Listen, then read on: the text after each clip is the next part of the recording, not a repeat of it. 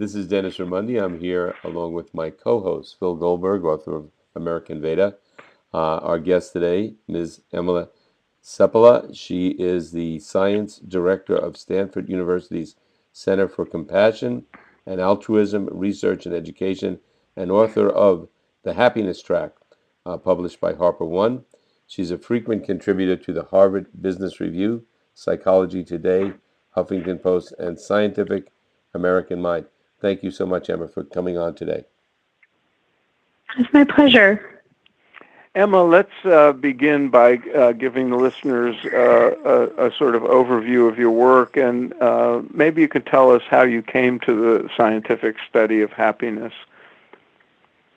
Sure. Well, I grew up in France and Europe, and I've lived in the U.S. For college and beyond, and I also spent a couple years in China. And again, I was surprised to see that some people have it all and are not happy, while others have nothing and are very happy. That really intrigued me and inspired me to research the science of happiness as a graduate student at Stanford. And another factor was that in Silicon Valley and at Stanford, I saw that people were very talented, ambitious, working hard, but often they were doing so at their own expense. So they fell for the misconception that in order to be successful, they had to postpone their happiness. Yet again and again, when you look at the research, it's by taking care of your own well-being that you're actually more creative, more charismatic, that you come up with more breakthrough ideas, have better relationships, and are more productive and focused. So I really wanted to help dispel that misconception in writing the happiness track. Great. And Emma, I wanted to, something that you bring out in your book is that we live in a culture right now in the United States, in the Western world, where everybody is driven, everybody's supposed to accomplish this, that, and everything else, and there's this constant pressure all the time. And I see it not only in the adult world, but with children, their days being entirely structured 7 days a week, and they're always having to be in activities. Do you think this is unhealthy in terms of developing an adult that's going to be content, happy, and productive? Well, we know, for example, that creativity is something that comes about when your brain is at rest, when you're in delta wave mode. Mm-hmm. It's in that place when you're daydreaming, and that's why we see that kids are so creative. They can create castles out of nothing, forts out of pillows. They're very imaginative, and they have access to this part of their brain, this creativity, very easily. So there's something to be said about free time, idleness, and time off. Now, on the other hand, we have to look at parent schedules. In some cases, it's just not possible not to keep the kids active because the parents have to be at work. So it's a balancing act, but I would probably recommend that if it's possible to choose programs where the kids have a lot of opportunity to play, that would be beneficial. And you mean by play, you mean play in a kind of unorganized and unstructured way, as opposed to the team or the program?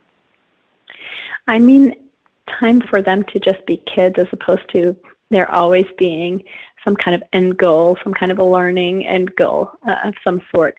In the United States, we fall for the Protestant work ethic. We're very much influenced by this idea that we have to prove our worth in the eyes of God. For lack of a better word, that's what the Protestant work ethic is all about. Through hard work and labor. Again, we're also influenced by the immigrant work ethic, the idea that our ancestors had to pull themselves up by their bootstraps, and we have this sense that your life is work. And there's nothing wrong with that. That's what makes this country so industrious, so productive. But at the same time, what we've forgotten is to take time off, and we've forgotten the value of idleness, the value of simplicity, the value of doing nothing. Research is showing those things really bring out the best in us as well, so we need a balance. Emma, one of the things I've noticed, and I'd like you to reflect on, is oftentimes when I've been in third world countries where there's, quite more poverty than there is here, Cambodia, Indonesia, South Africa. Even when I say South Africa, I mean the townships that are very impoverished.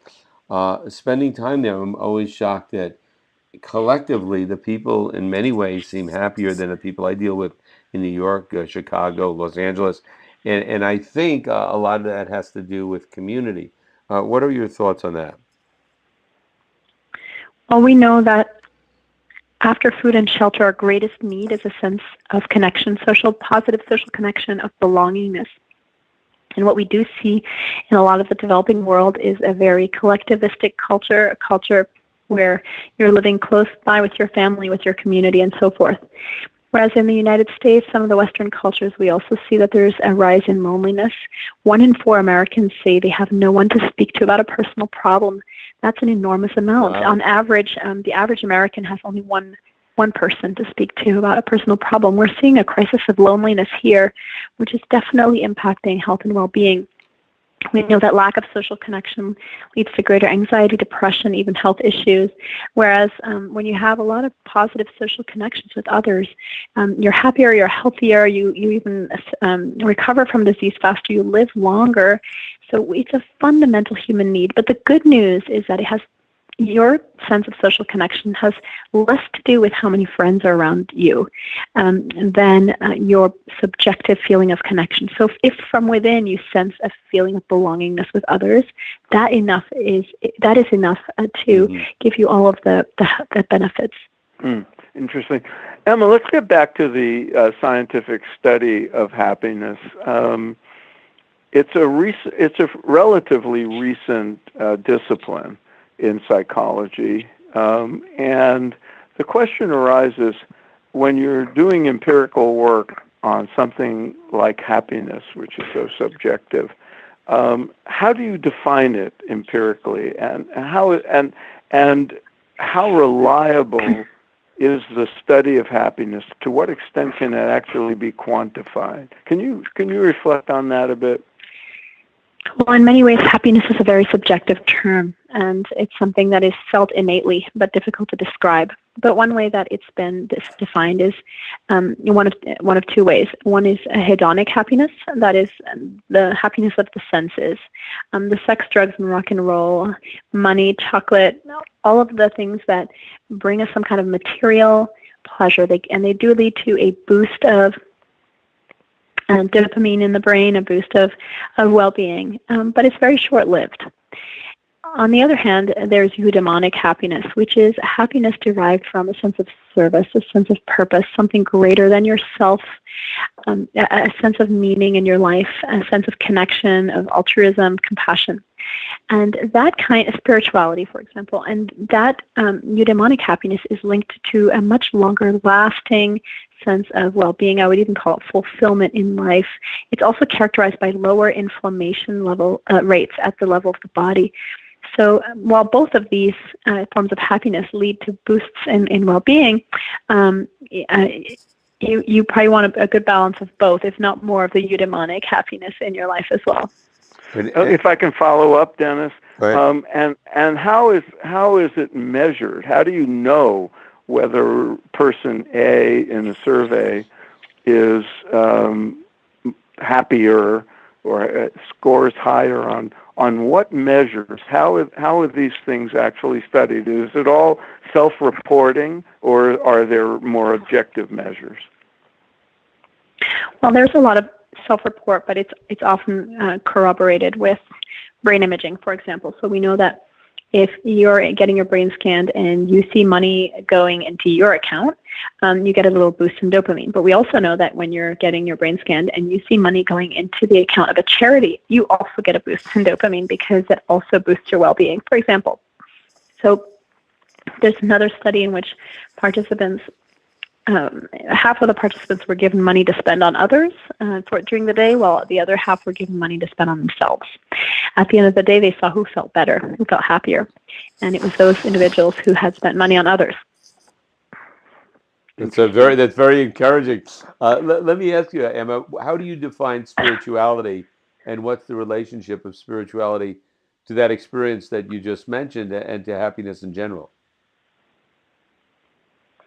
Well, what's interesting is that what the science is showing is that altruism, compassion, service, these are all things that have been relegated to perhaps a more spiritual or ethical realm of study.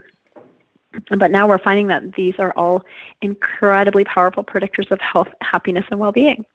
And so we're starting to see a a dialogue that's starting to emerge, the field of well-being and that of spirituality. We know that veterans who go off to war and have the same traumatic experience as someone else are less likely to suffer post-traumatic stress disorder if they have a strong religious connection, if religion is very important for them, for example. So it has a protective effect as well. So the science is still nascent on all this, and obviously there's been a big separation between spirituality and science over the years. But what we're seeing is that a lot of the ethics, a lot of the principles that have been touted for millennia by religious traditions are now being shown to be extremely healthful and extremely powerful in terms of their impact on our happiness. Now, you mentioned certain aspects of spirituality, such as service and compassion and that kind of behavioral stuff. What about spiritual experience and spiritual practice? I know there's been a good deal of research on meditation and yoga and things like that. What have you found? Yeah, well, we've conducted research on loving kindness meditation, which is a Buddhist form of meditation in which you generate love for self and others. I've conducted research on a yoga-based breathing practice called Sudarshan Kriya for veterans with trauma. And again, we're seeing that these modalities are extremely powerful. They can increase people's well-being in minutes. And in the case of the Sudarshan Kriya, they can actually heal trauma in a week, which is just astounding. We saw that there were benefits to the veterans who participated in our study after 1 week of doing the Sudarshan Kriya breathing practice. And what we found was that 1 month later and 1 year later, the benefits were sustained even when the veterans did not continue practicing, suggesting that there was this acute impact. So there's now a lot of research showing that, but there's also, other research, for example, on gratitude is something else that I think is touted in spiritual traditions, and it's very, very powerful. Its impact on health, well-being, relationships is very strong. And again, we're seeing here that that's something that has been talked about a lot in the traditional spiritual traditions. Emma, you mentioned a few times Kriya breathing. Can you tell us a little bit more about that? And again, we have folks listening in, and it's probably folks listening in that are suffering from post-traumatic stress syndrome or have family members that are. How would they pursue either Kriya breathing or any of the other techniques that you mentioned that might help them? Well, in terms of the Sudarshan Kriya practice, it is offered for veterans through a nonprofit called Project Welcome Home Troops, and then for the community through a nonprofit called Art of Living. And the practices can be learned in a week-long program that is very beneficial for anxiety from what we've seen in our study and trauma. So I would highly recommend trying those out. I myself practice them every day now. I've felt a lot of benefit myself. And the loving kindness meditation that I researched as a graduate student at Stanford is also very powerful. And I've got a YouTube link to that up, and it's just 7 minutes. And it can really make you feel very connected to others and increase your well-being. Research shows that if you do that over a period of time, it can really increase your happiness. I'm curious about your research on loving kindness, which I think is probably what Buddhists call metta practice. Is that correct? And how that kind of study can be designed. Do you have people learn a particular form of metta and then measure certain variables? Could you explain that a little bit more? Yeah, it's the kind of meditation that is taught by Sharon Salzberg, and then the way we measured it was we used questionnaires, but that's obviously very subjective, so we didn't want to use just that. We also used a computer program that allowed us to look at people's response time to images of strangers, and we found that once those who had practiced loving kindness meditation ended up having a very quick and favorable positive response to images of strangers compared to those who had not practiced it. So that was a way for us to measure their positive bias towards strangers without it being a subjective account. And is that a measure of happiness? No, we all, that's a measure of social connection, which is what we were looking for. I see. Is social connection to strangers. So what we saw is that they started to have a positivity bias towards the strangers toward whom they'd done this meditation that looked similar to the positivity bias they had towards a picture of a friend or of themselves. Emma, I'm curious, did you get involved in research on happiness because you went through a period in your life where you were unhappy, or were you always very happy and wondered why other people weren't? Oh, I definitely have had my ups and downs. It was mostly when I was in China, and I lived in the apartment of a friend of mine, and her father was there, and he was this elderly Chinese gentleman who had lived through the Cultural Revolution, had lost his life to it, and he was this incredibly amazing professor of biochemistry, but he was just in bliss all the time. I think he must have been what we call enlightened.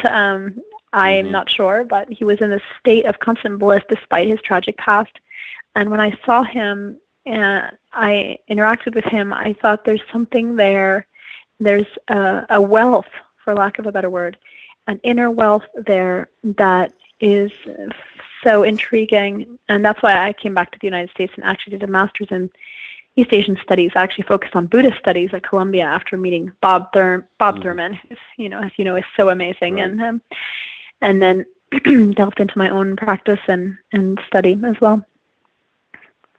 Fascinating. Emma, I'd like to get back to your mention of gratitude. I understand that a good deal of research has been done on the effects of feelings of gratitude on individual well-being and probably other measures. When you study gratitude, most people's experience is that some people have a natural capacity for being grateful or appreciative, and other people complain a lot and see negative. So there's sort of personality factors. But how is it studied? Are there practices where people engage in the act of gratitude that can be manipulated in laboratory kind of settings so that you control those variables? How does that work? Yes, well, we know that most of us have this negativity bias. Our brain focuses on negative information, and the press capitalizes on that. We really haven't, when we have an anxious response to something, we pay more attention to it. And this was probably beneficial for our ancestors, for them to remember that the tiger encounter they had was dangerous is a good thing, ensure their survival. But in this time and age, we can still focus on the negative when there is really so much to be grateful for. If we're living in a first world country and all is well, and we have more things to be grateful for than not, and yet it can take one email or one phone call or something for our entire day to be ruined. So this negativity bias is not serving us, and we know that 3 times more positive things happen to us every day than negative from research, and yet again we can find ourselves drowning in negativity. So this is where gratitude practice can really help. For one, is just simply being aware of it, just reminding yourself again and again of how lucky you are. Another practice I've found useful myself was after living in China. Being exposed to the developing world after going to India and being exposed to, seeing what it's like to be a homeless person in New Delhi, a homeless child in New Delhi, and just seeing that with your eyes. After that, I think if you still find it in your heart to be able to complain, I think I don't know what to say, Right. And so I think it's helpful to really realize that. And sometimes I tell my friends, bring your kids to a developing country and then, they'll come back, they'll changed. And then the third thing is, consciously making lists of things you feel grateful for has been shown to decrease depression. Even just writing 3 things down every day that you feel grateful for, that's an active, easy practice you can do to cultivate that. Mm-hmm. Emma, I've heard it said that there is no greater happiness than the happiness that comes when one is in the service of others. Does that match your experience and your research? Absolutely. My favorite quote is by Rabindranath Tagore. You probably know it. Mm-hmm. It goes like this: I slept and dreamt that life was joy. I awoke and saw that life was service. I acted, and behold, service was joy. That's my absolute favorite quote. Beautiful. And I think there's nothing truer than that quote. And research, again, shows that if you live a life characterized by altruism, compassion, and service, you're happier, you're healthier, and you even live longer. And if you compare to someone else who has gone through the exact same life stressors, you're more likely to survive. Right. It has this. It buffers you from stress in terms of your health. But the important thing is it has to come from a place of selflessness. If you are being altruistic for self-serving purposes, you don't receive the benefits. So if you're giving money to have your name on a plaque, it's not benefiting you. Right. But I think it's not hard to do selfless service once you feel the deep intrinsic joy you get from it, once you really realize how fulfilling it is.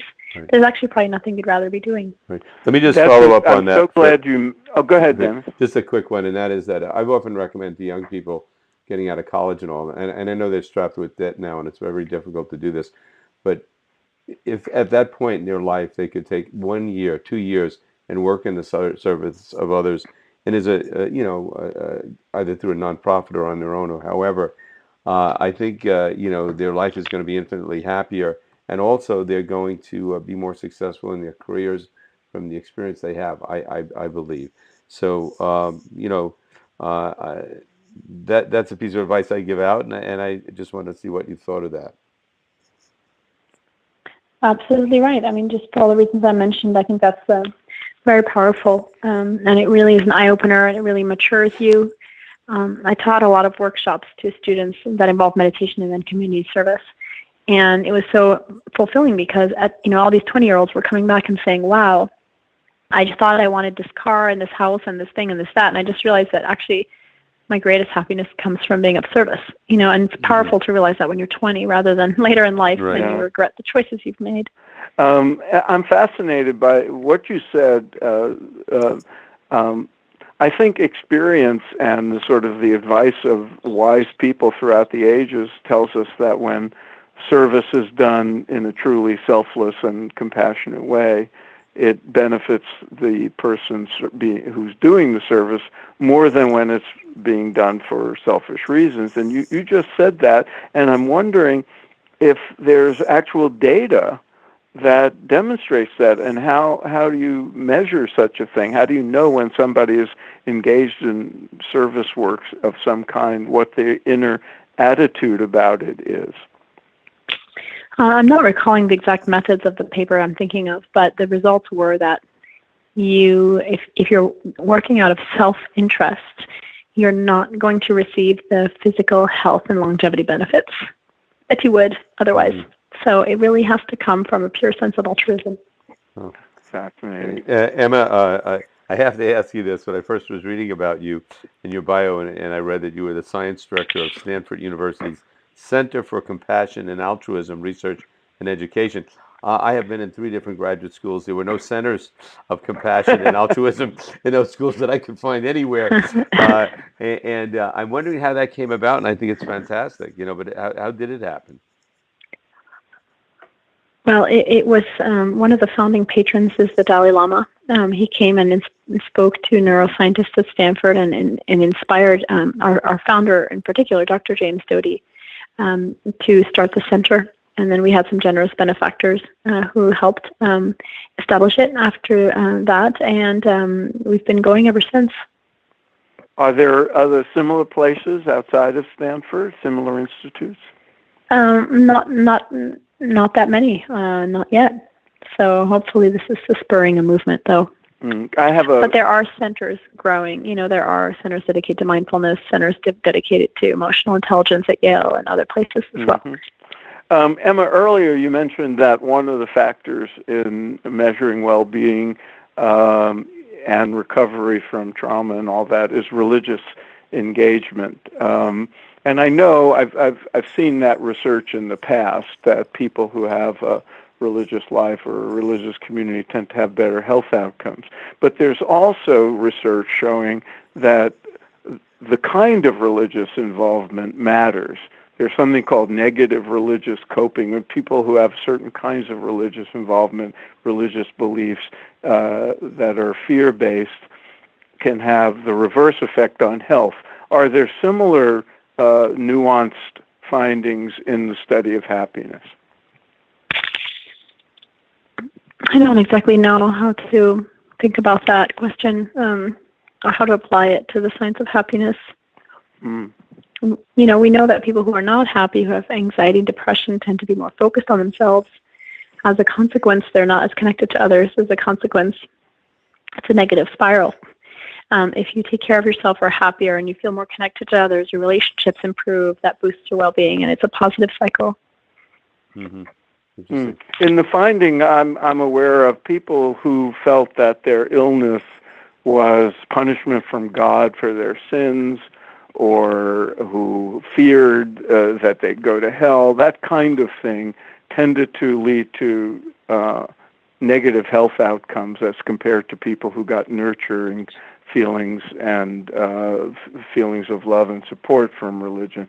I wonder, Interesting. Yeah. It'd be interesting to study in the context of happiness. Yeah, definitely. Hey, Beliefs about happiness, yeah. Emma, you're out there in one of the creative centers of the world, the Palo Alto area, Silicon Valley, and I know you've spoken at Google, Apple, Facebook, Ernst & Young, and a number of other companies. And you probably deal with a lot of millennials who are very brilliant, working at those companies, creating a lot of wealth for society, and inventing new areas for communication and everything else that we benefit from. What's their read on happiness? How do they react to you? Where do you think they're headed? Are you optimistic or pessimistic about the future based on your interactions with those folks? Well, for one, one of the reasons I wrote the book was because I saw that people were driving themselves into the ground. And so that was worrisome to me. And definitely when I gave my book talk in some of those places, I saw a lot of very eager listeners and I could feel the pain. That's one of the reasons I wrote the book. I could feel that pain point. This is not sustainable. 50% of the American workforce is experiencing burnout, and 70% of the American workforce is disengaged at work. There's a problem here that we're seeing. It's not working. What we're doing is not working. And it's not like that in other countries. The U.S. is very, very focused on productivity, which is great, but the way that life is being managed is not balanced. And again, some people might say, well, that's just, we can't help it. For example, if you live in California, the rent is so high that unless you're working very, very hard, you just cannot make it. Right. It's a sad fact of life. Right. So the other thing is that, there's this whole movement now to create different technologies to increase happiness and well-being, different apps and things. And I receive nearly weekly emails from this app developer and that app developer who want consulting on their app. So I think that's interesting, and we'll see where it goes. I think it helps some, in terms of like meditation apps can be very helpful to have a number of meditations that you can listen to very easily. There's an app called Seppala, SATTVA, that I know is very popular and it works well. And another one called I think it's called Headspace, yeah. And so those can be very beneficial for people as well. Although I don't know, some people may argue that you need an instructor there, that is really where you're going to get proper transmission of the instructions. Yeah. Well, that would make an interesting comparative study, wouldn't it? It would. Emma, in your book, in the Happiness Track, there are essentially 6 chapters, and each of the chapter titles it contains an important bit of advice, like stop chasing the future and step out of overdrive, manage your energy, get more done by doing more of nothing, enjoy a successful relationship with yourself, and understand the kindness edge. I just read all the contents. I'm curious about the one, all of them, but the chapter, manage your energy. How does that relate to happiness, and what's the content of the chapter? Well, people generally embrace the idea that in order to get things done, they have to fuel up with adrenaline, which is why people overschedule themselves, overcommit, wait until the last minute to get things done, and pump themselves up with caffeine as much as possible. The problem with that is that it puts you in a constant state of fight or flight. Your sympathetic nervous system is constantly activated. So you're constantly in a mode of stress response, which, if you look in nature, we're only supposed to feel during a life and death situation. When you feel it constantly, and in fact you create that for yourself in order to be productive, you are wearing and tearing your body down. And there's no surprise that come 2 p.m. you're exhausted. And come 6 or 7 p.m. when you get home, you collapse on the couch, unable to do anything more for the rest of the day. And yet it's not normal. You've been sitting at a desk all day. There's no reason for you to be that tired. You were not doing physical labor.